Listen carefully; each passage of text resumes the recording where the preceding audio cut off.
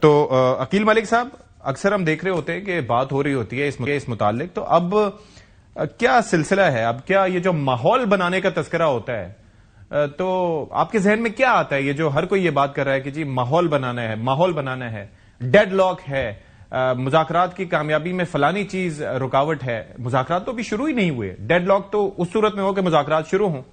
چکر کیا ہے؟ کون بنائے گا ماحول؟ آپ بنائیں گے؟ بسم اللہ الرحمن الرحیم. بہت بہت شکریہ ستی صاحب. بات یہ ہے کہ ماحول جو ہے حکومت نے بنا دیا ہے، اور ماحول بنانا وزیر اعظم نے کتنی دفعہ دعوت دی وہ آپ میرے سے بہتر آپ جانتے ہیں. حال ہی میں کابینہ کی جب میٹنگ ہوئی اس سے پہلے وزیر اعظم نے باقاعدہ طور پہ مذاکرات کی دعوت دی اور کہا کہ مذاکرات ہونے چاہیے، اور بالکل پولیٹیکل پروسیس ہے یہ، ایک ڈسکورس یا ڈائلاگ یا مذاکرات کہہ لیں، اس کو بالکل آگے بڑھنا چاہیے، اور جمہوری اور سیاسی رویے تو یہی ہیں اور اسی چیز کا تقاضا کرتے ہیں. لیکن ایشو یہاں پہ کیا ہے کہ پی ٹی آئی کے اپنے اندر اتنی ایک کنفیوژن پائی جاتی ہے.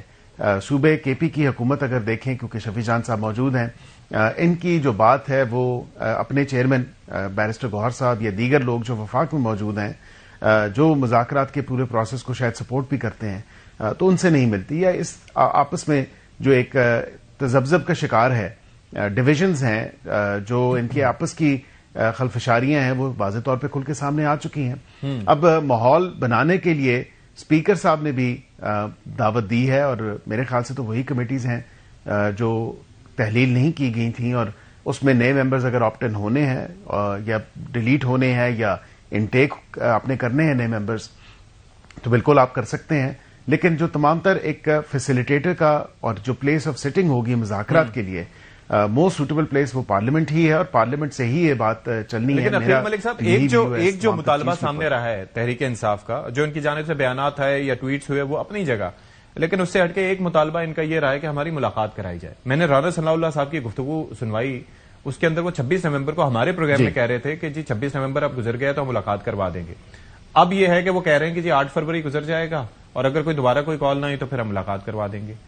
تو یہ سلسلہ کیا ہے؟ یہ محض دیکھیں، میرے نہیں خیال کہ یہ اس پہ کنٹینجنٹ ہے. میرا اپنا ایک ماننا ہے کہ ملاقات ماورائے آئین یا قانون نہیں ہو سکتی، اور میرے یہ جو جہاں تک میں نے دیکھا ہے پریزنٹ رولز کو، جیل مینول کو، باقی چیزوں کو، تو اس کی جو ایک کلیئر کٹ وائلیشن ہے وہ فیملی کے ممبر بھی کرتے رہے ہیں، وکلاء بھی کرتے رہے ہیں، ان کے دیگر لوگ بھی کرتے رہے ہیں، جن کو فرینڈز اینڈ فیملی کے زمرے میں لائیں گے. پولیٹیکل ملاقاتیں تو نہیں ہو سکتی، یا پولیٹیکل ملاقاتوں کی اجازت تو نہیں ہو سکتی.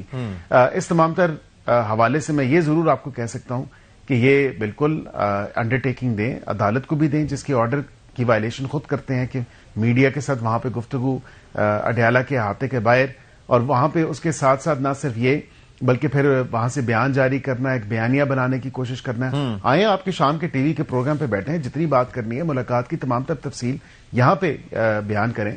کیوں اڈیالہ کے باہر ہی وہ گفتگو کرنی ہے، یا وہاں پہ ایک لا اینڈ آرڈر کی سچویشن کرنی ہے، اور وہیں پہ آپ ایک رکس کریٹ کرنا چاہتے ہیں، سیکیورٹی سچویشن کریٹ کرنا چاہتے ہیں.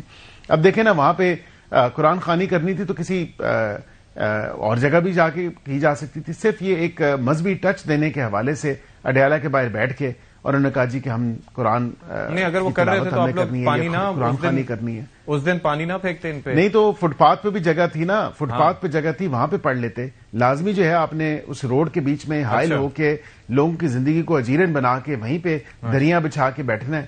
مطلب یہ بھی تو کوئی طریقہ نہیں ہے نا.